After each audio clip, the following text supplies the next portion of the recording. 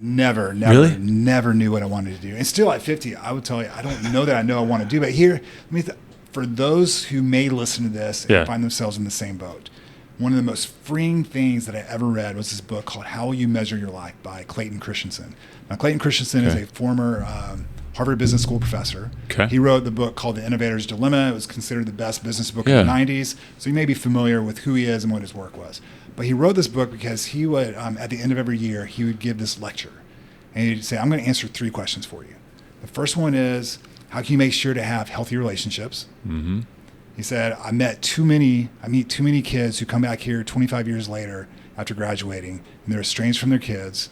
They're divorced on their 3rd marriage. No one starts off to do that. Yeah. So he said, let me help you answer this question. How can you be happy in your relationships? The second thing he says is, how can I make sure, or how can you be sure that you're going to be content in your job and whatever that looks like? Mm-hmm. And then the third one he says is, how can you stay out of jail? Right, which feels like how we connect that, right? But he said, here's what I mean is, how can you live a life of integrity? Yeah. Because he went to school with Jeff Skilling of Enron fame. So he said, let me help. Because he said, Jeff Skilling didn't set out to do that. And so in that book, he has this strategy or this framework where he says, let me ask you this real quick, and then I'll get back to that. He says this. What is the difference between the startups that make it and those that don't? What's the difference? What's the consistent difference between those two?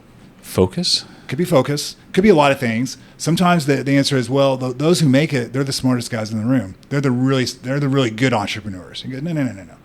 Consistently, the difference between those that make it and those that don't is that those that don't make it didn't have enough money to go through all the trial and error they needed to get to the right strategy.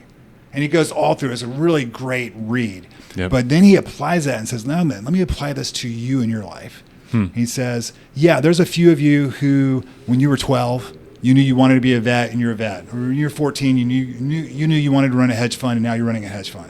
And he said, for those of you, you had a deliberate strategy for what you wanted to do in your career. He said, for the rest of you, you have what's called an emergent strategy. And he says, if you're on that emergent path, your goal is to bump into as many different careers and opportunities and jobs as you can. Because at one point, you're going to bump into the right thing and then get really deliberate.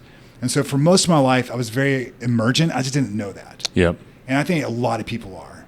And so I think it gave me the freedom to say, you know what? I don't know, right? Yeah. And I know that I can tell you, do I have an ideal job? No, but I can tell you what my ideal work environment is. I can tell you what my ideal feeling is when I go home from work. Because in my world, whether I've been working at North Point or here at Inspire or at Target or wherever I've been, work was primarily a widget where I could apply frameworks, where I could apply skill sets, where I can meet people and network and help get things done. Yep. It's never been, I want this specific thing, Dale Murphy aside.